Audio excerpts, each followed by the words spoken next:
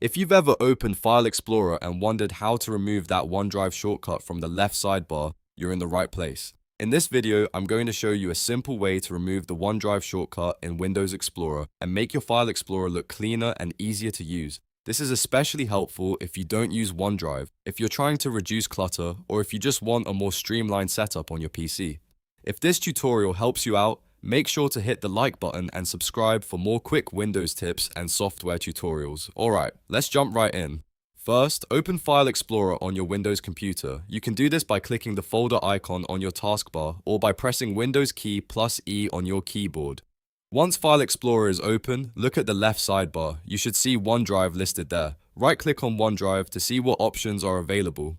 On some systems, you may see a Settings option in the menu. If you do, click Settings. That will open the OneDrive Settings window where you can manage how OneDrive is connected to your PC. In the Settings window, go to the Account tab. This is where your OneDrive connection details are stored, along with options for managing the link between OneDrive and your device. Now look for the button that says Unlink this PC. Click that button to disconnect OneDrive from your computer.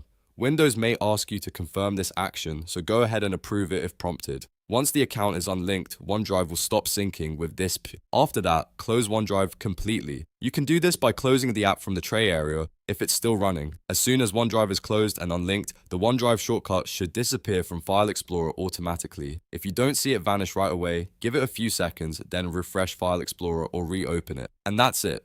You've successfully removed the OneDrive shortcut in Windows Explorer.